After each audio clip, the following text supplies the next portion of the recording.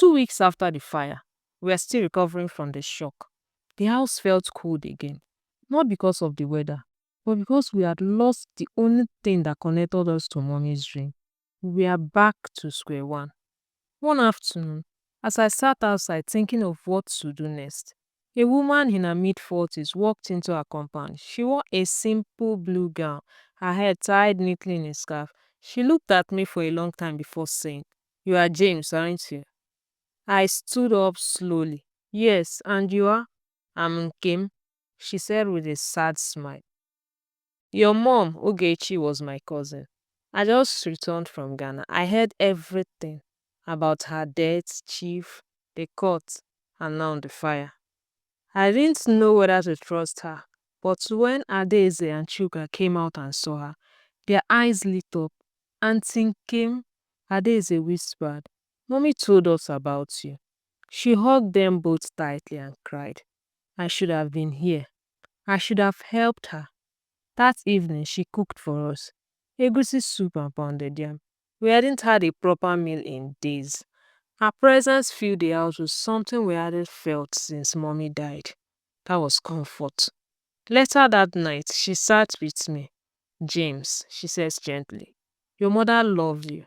She used to write me letters, telling me about your strength. You are the son of a strong woman. Don't let bitterness define your future." I nodded, holding back tears. The next day, she handed me an envelope. "This is 100,000 naira," she said. "Start again. I believe in you." With her help, I bought fabric, sewing tools, and rented a tiny space beside a supermarket. It wasn't big, but it was the beginning. I named the place Ogechi's Design. For the first time since mommy's death, I felt something powerful. Purpose. The shop was small but beautiful, painted cream and purple with a wooden sign nailed above the entrance. It was our first fresh start. I spent most of my days sketching, sewing, and learning new patterns on YouTube. The twins helped out too. Shuka handled deliveries while Adeze assisted with designs. One evening, as I was rearranging the storage room in Shulere, I noticed something strange. A tile under mommy's old wardrobe looked cracked. I pulled it up gently, and beneath it wrapped a black nylon bag with a small tin box. My heart skipped. I opened it, and inside were a few of mommy's personal belongings: an old gold necklace, some photos, and a brown envelope. On the envelope was written in her handwriting, "If I die, let my children know the truth." My hands trembled as I unfolded the letter. I could still smell her perfume faintly on the paper. She had written it with a blue pen, and every word made my chest tighten. She wrote, "My beloved children, I don't know when you'll find this, but if you do, please forgive me. I thought I was chasing love, but I ended up chasing pain. Your father never truly loved me. I was young and foolish, and I believed his lies. I stayed because I was pregnant, because I believed he would change. I endured insult after insult, hoping someday he would see us as his real family. I kept quiet to protect you. I begged, I fought, I cried in silence. I'm sorry if I failed you, but everything I did it so you could live. Please don't hate me forever. I loved you with every part of me." And it was signed, Mommy. The tears came quietly. I held the letter to my chest and cried like a child. That night, I told the twins everything. And that was when I realized maybe I didn't hate my mother after all. Maybe I just never knew her story completely. Mommy's letter changed something deep in me. For years, I had blamed her for everything: our poverty, the rejection, the hunger. I used to think she trapped Chief with pregnancy, but now I saw the truth. She had been a young and scared girl, just like any girl could be. She had fought alone, suffered in silence, and died with regrets no woman should carry. I folded the letter carefully and put it back in the tin box. From that moment, I decided that I would make her proud. Auntie Kem noticed the change in me. She said, "You are different, James." One day, as we were cleaning the shop, "You stand straighter, You talk with vision. And I told her, I want to go back to school. She smiled. Then you will. Within a few weeks, I applied to a polytechnic and was accepted into a fashion and design department. I didn't tell many people, just the twins and Auntie Kim. I didn't want to celebrate too early. But the first day I walked into that classroom with a backpack on my shoulder, I felt that I had reclaimed a piece of the future Chief once denied me. The twins returned to school too. Adaeze got admitted into a secondary school nearby, while Chika enrolled into an ICT training center. We are finally living, not just surviving. Every evening, I will return from school, and so late into the night, the shop grew slowly. Some clients loved our unique pattern and shared us on social media. A local fashion blogger featured us on Instagram, and we soon began receiving custom orders. One day, while going through our order book, I whispered, "We're going to be alright." Adeze, who was sketching nearby, looked up and said, "Mom will be proud, right?" I nodded, yes, very proud. Everything was finally going well. Our small shop was thriving. We had repeat customers, new orders, and even a young girl who came every weekend to learn how to sew from me. It felt like we had climbed out of a pit and into the light. But peace is never permanent when bitterness still breeds somewhere. It started small, missing money. First, it was 10,000 from a customer's payment envelope. Then a batch of expensive fabric disappeared. I thought maybe I had miscounted. Maybe I had misplaced them. But the day two full customer dresses vanished was the day I knew someone was stealing from us. I didn't want to believe it. We kept the shop locked. Only a few people had access, me, the twins, and Auntie Kim. Then one evening after closing, I went back to the shop to get my sketch pad. I had forgotten my keys and had to climb in through the back window. What I saw made my blood go cold. Chuka, my own brother, was inside, stuffing one of the customer's dresses into a nylon bag. I froze. "Chuka," I shouted. He jumped and dropped the bag. "James, is not what it looks like." "Then what is it?" I said, my voice shaking. "I just needed money. I was going to return it after selling it, I swear." I stared at him heartbroken. "You are stealing from the same dream mommy left with us." He began to cry. I didn't know what else to do. I wanted to buy a phone, register for my programming exam, and I was scared to ask. I walked out without saying another word. The betrayal sat heavy in my chest. Later that night, I sat in bed, the boutique keys in my hand, wondering what hurts more, chief rejection or Chuka's betrayal. Even family, I realized, could become strangers. The morning after catching Chuka red-handed, the shop felt different, quieter, like the walls knew something had been broken between us. I hadn't told Auntie Nkem or Adaeze yet. I needed time to think. My heart wanted to protect my brother, but my mind screamed, if you cover this, what else will you do? That evening, I called a family meeting. We sat in the living room, me, Adaeze, Auntie Nkem, and Chuka.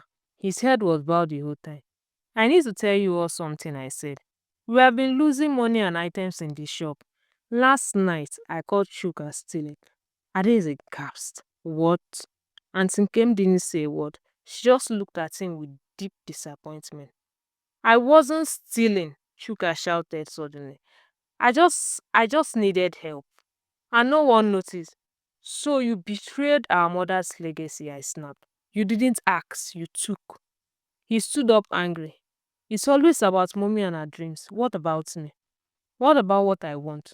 Nobody ever asked how I felt." The room fell silent. Auntie Kane broke it with a calm but firm voice. "You want to be a man? Then face the consequences like once." Chuka's eyes were filled with tears. "So what now?" I took a deep breath. "You won't step foot into the shop for 1 month. You earn your way back. No money, no sewing, just reflection. You spend your time volunteering at the youth center Auntie Kane works with." He stared at me in shock. "You are punishing me." I said, "Yes, because I love you." For a moment, I saw the pain in his eyes soften. He didn't speak again. He just nodded and walked to his room. That night, Adeze came to me quietly and said, "You did the right thing." I wasn't sure if I believed her, but I hoped one day Chuka would. A week passed without Chuka at the shop. The room felt incomplete without its usual chatter. The business had to move on. Adeze became more focused, taking charge of measuring customers and helping with deliveries. She was growing before my eyes into a confident, responsible young woman, just like mom would have wanted. One Saturday afternoon, as I adjusted the neckline on a new customer's dress, a tall woman in a smart green blouse entered the shop. She had the poise of a kind presence that it made the room pause. "Are you James Mukedi?" she asked, scanning the designs hung around the room. "Yes, ma," I answered, nervous. "Welcome to our shop. I've heard about you. I saw a piece you made on a blogger's page, and I had to come see for myself," she said with a smile. "I'm Mrs. Olatunji. I run a fashion school in Lekki." My heart skipped. She examined my sketches, my finished clothes, and even asked to see my sewing techniques. After 30 minutes, she said, "You have natural skill.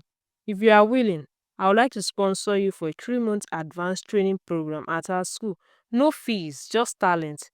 I nearly dropped the scissors in my hand. "Are you serious, ma?" She laughed.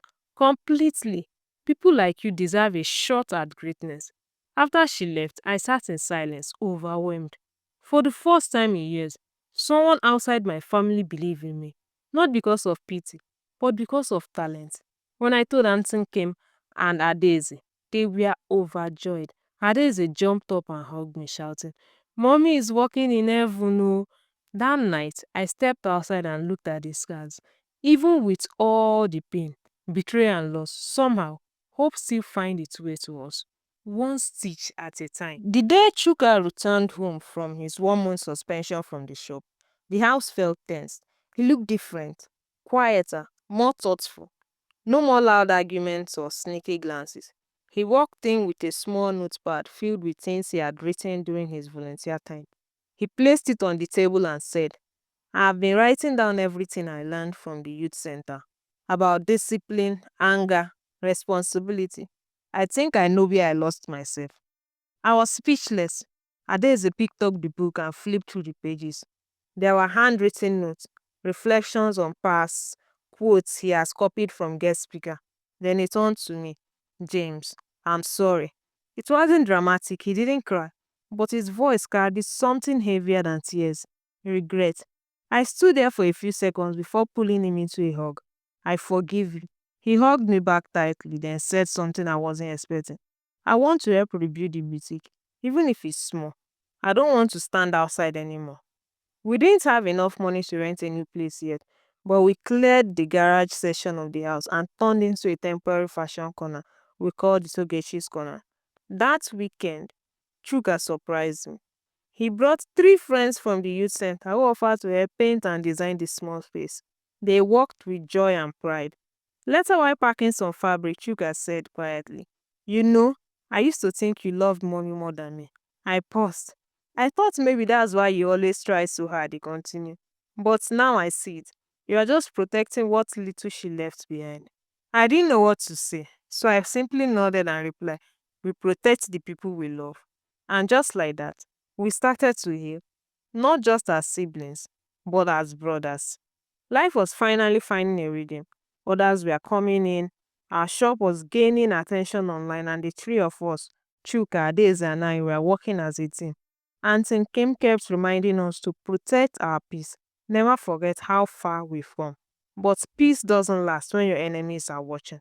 One hot Wednesday afternoon, as I was packing a dress for delivery, I heard a familiar voice behind me. "So this is where the bastards now thrive." I turned sharply. It was Emeka, Chief's first son, the same man who had burned down our boutique and walked free even after the CCTV exposed him. He was standing at the shop entrance like he owned the ground. "What do you want?" I asked, my voice firm. He smirked. "You think it's over, don't you? That house, the boutique, you stole them from my mother. My father was weak, giving you people anything." I clenched my fist. "He gave us what we deserve, what our mother earned in pain." He laughed dryly. "Your mother was a side chick. And you are nothing but the result of a mistake." I stepped forward, but Chuka held me back. "Don't, James. He's looking for a fight." Emeka leaned in close. Enjoy this small shine while it lasts because soon you'll be begging again. With that, he turned and walked away. That night, I couldn't sleep. I kept replaying his words. What did he mean by soon? Then the following morning, I got a call from our supplier. James, I'm sorry, he said. I have to cancel your next shipment. Someone paid double and told me not to deal with you again. I didn't need to ask who. Emeka was back, and he wasn't finished. Emeka's threats were becoming real. He had money, power, and hatred in his heart, and now he was targeting our suppliers and spreading lies that our shop was a fraud business built on stolen property. Within days, two other vendors backed out. Some customers even cancelled their orders. I felt defeated. We can't survive this, I whispered one night, sitting in the shop with the lights off. He wants to destroy everything. But Auntie Kim wasn't one to give up easily. She sat beside me and said, then maybe it's time we stop playing defense. What do you mean? She smiled frankly. Sometimes the best revenge is exposure. We gathered every document, court filing, and evidence we had, from the boutique ownership papers to the CCTV footage of Emeka setting the fire. With help from one of Chuka's friends at the youth center, we created a video, a documentary style story about our mother's journey, our struggles, and how her children rose from rejection and hopelessness to survival. We called it Children of the Boy Spotters, the truth behind Chiefs. We posted it on Facebook, Instagram, YouTube, and even TikTok. It went viral. Thousands of people shared our story. Many wept in the comments. Popular influencers reposted it and captioned like, strength lives in silence. But now we're speaking. Fashion brands reached out. One offered to partner with our shop for campaign called Stitch from Pain. Others flooded back in. Even old customers returning saying, now I understand why your work feels so personal. But the real surprise came when a woman knocked at our gate. I'm Emeka's cousin, she said. I saw the video. I want to testify against him. What he did was wrong. The hunter was now the hunted. And for the first time in our lives, justice didn't feel like a dream. It felt close enough to touch. 3 weeks after our video went viral, everything changed. People who once ignored us began calling. Customers doubled. News outlets invited us to speak. And our shop had not only survived, it had become a symbol of resilience. But the real victory came quietly. Emeka was arrested. With new testimony from his cousin, video evidence, and records of supplier bribery, he was charged with arson, defamation, and property sabotage. For once the system worked, he was denied bail, and his name flooded the headlines, not as the heir to Chief's empire, but as the bitter son who tried to bury the truth. We didn't rejoice, we didn't dance, we simply exhaled. At night, I sat on the porch, holding mommy's letter. I read it again, slowly, word by word. Please, you people should forgive me. I never knew being a second wife to a wealthy man could be this painful. I looked at the stars and whispered, I forgive you. Because the truth was, I didn't hate her anymore. I hated what she went through. I hated how society silenced her. I hated how Chief made her feel like a mistake. But her, I loved her. We all did. A year later, our business opened a second branch. Adaeze finished secondary school with top grades. Chuka began designing streetwear and even got featured as an upcoming designer showcase. As for me, I finished my fashion program with honors and started teaching young people how to sew their way out of poverty. At the shop's anniversary event, I stood before the crowd and said, my mother didn't have the chance to speak for herself, but her children became her voice. She didn't die in shame. She lives in every stitch we make, in every child we train, in every life we touch. I smiled. I don't hate my mother anymore, and I never would again.